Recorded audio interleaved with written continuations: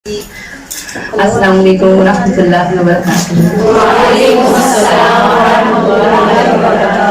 नहमदुहु व नसल्ली अला रसूलिहिल करीम अम्मा बाद फ़अऊज़ु बिल्लाहि मिनश शैतानिर रजीम बिस्मिल्लाहिर रहमानिर रहीम रब्बि इश्रह ली सदरी व यस्सिर ली अमरी वहलुल उक़दतम मिन लिसानी यफ़क़हू क़ौली रब्बि ज़िदनी इल्मा रब्बि ज़िदनी इल्मा अल्लाहुम्मा फ़क़्हिना फ़िद्दीन रब्बि यस्सिर वला तुअस्सिर वदम्मिर बिल खैर वबिका नस्तईन। सूरह यूनुस आयत नंबर 23। फलम्मा फिर जब अंजाहुम वो निजात दे देता है इन्हें, नून जीम वाव, इज़ा तब हम वो यब होना बाग़ैन या वो बगावत करने लगते हैं, बगावत बगी से, फिल अर्ज़ी ज़मीन में, बग़ैर हक़ बग़ैर हक़ के, यानी बगावत करना और वो भी अल्लाह की ज़मीन में। तुम्हारा तो कोई हक़ नहीं है क्योंकि ये ज़मीन तो अल्लाह की है, बात भी अल्लाह की चलेगी। तुम उसी की ज़मीन पर खड़े होकर उसी के ख़िलाफ़ खड़े हो, नहीं, ऐसा नहीं हो सकता। तो फरमाया या अय्युहन नास, वार्न किया जा रहा है, ए लोगो, इन्नमा बेशक बग़युकुम बगावत तुम्हारी। किसको खिताब है यहाँ पर? नास कौन होते हैं? मुसलमान, काफिर, सब को मुखातिब किया जा रहा है। क्योंकि हम जब आयतें पढ़ते हैं या अय्युहल्लज़ीना आमनू, कौन मुखातिब है? ईमान वाले। यहाँ पे आ गया या अय्युहन नास, यानी तमाम इंसानियत को खिताब किया जा रहा है।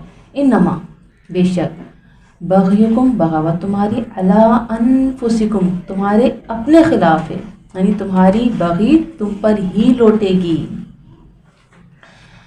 ऐसे को तैसा हम कह सकते हैं इसमें ना, जैसा करोगे वैसे ही आगे आएगा। अगर तुम कुछ गलत कर रहे हो तो अपने लिए गलत कर रहे हो। मता अल हयातिद, मता का मतलब क्या होता है? मीम ता ऐन, मता सामान, और सामान से क्या उठाता है इंसान? फ़ायदा उठाता है। तो सामान को यहाँ पे फ़ायदे के लिए इस्तेमाल किया गया। हकीर फ़ायदों के पीछे भागने वालों की बात हो रही है, ठीक है। हम हर चीज़ में बेनिफिट की बात करते हैं ना, तो यहाँ पर दुनिया के इन फ़ायदों की बात हो रही है। हयात क्या है? ज़िंदगी, दुनिया की, यानी कि दुनिया थोड़ी है जिसके लिए ख़ुद को नुकसान दे रहे हो। सुम्मा फिर इलैना हमारी ही तरफ, मरजिउकुम राजी एंड रजा रुजू करना, यानी लौटना है तुम्हारा।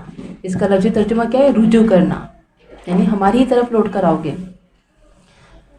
वनुनब्बिउकुम, नून बा हमज़ा, नबा किसको कहते हैं? खबर को, न्यूज़ को।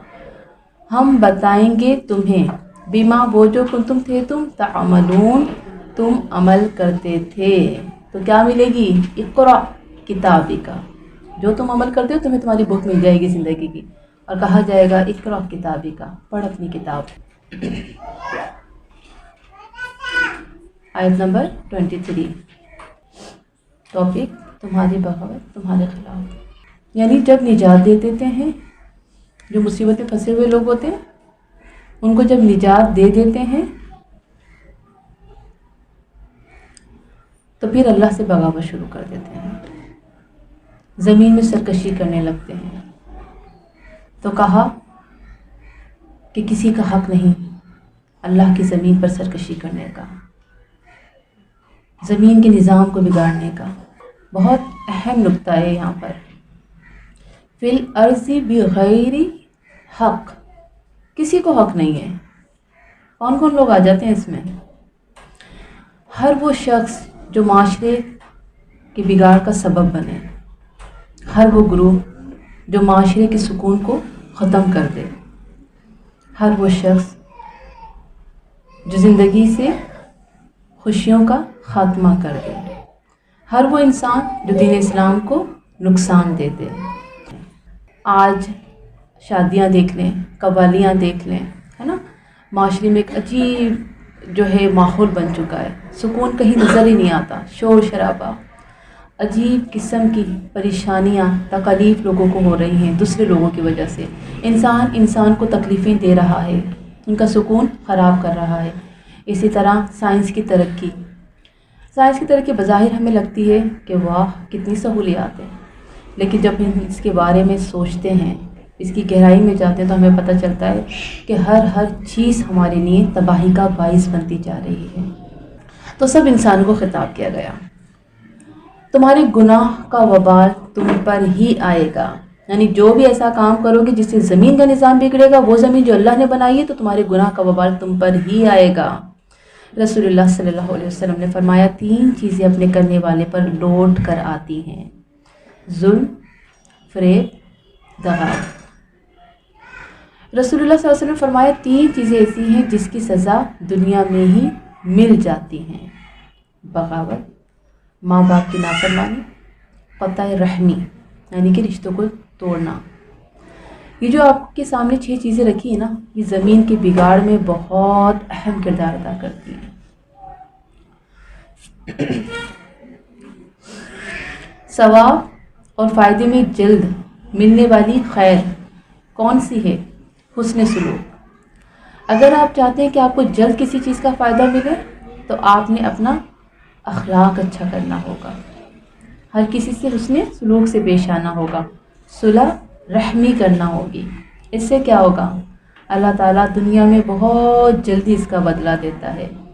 یہاں پہ اللہ تعالیٰ متاع الحیات الدنیا یعنی کہ دنیا میں اگر آپ کچھ چاہتے ہو نا کہ اس کا آپ کو بدلہ بھی مل جائے، فائدہ مل جائے، حسن سلوک کو اپنا لیں، صلح رحمی کو اپنا لیں، اس کا جلد ہی بدلہ ملتا ہے. آخرت میں تو ملے گا ہی ملے گا، اللہ تعالیٰ دنیا میں بھی جلد ہی عطا فرما دیتا ہے. تو صلح رحمی میں سب سے پہلے کون آتے ہیں؟ گھر والے، ماں باپ، بہن بھائی، خونی رشتے، پھر باہر والے. ایسے نہیں کہ آپ اپنے گھر والوں کی نہیں تو بہت بری ہیں، باہر بڑی نیک بنی ہوئی ہیں. یہ کردار اللہ کے نبی کے نزدیک ناپسندیدہ ہے.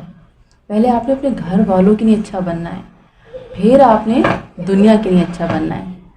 اکثر لوگوں کی دنیا میں بڑی واہ واہ ہوتی ہے، لیکن گھر والوں سے پوچھو تو وہ کان پکڑتے ہیں. اسی طرح زکوٰۃ پہلے، پھر نفل صدقات بعد میں. نوٹ کرنے کی چیزیں بہت اہم ہیں، ٹھیک ہے.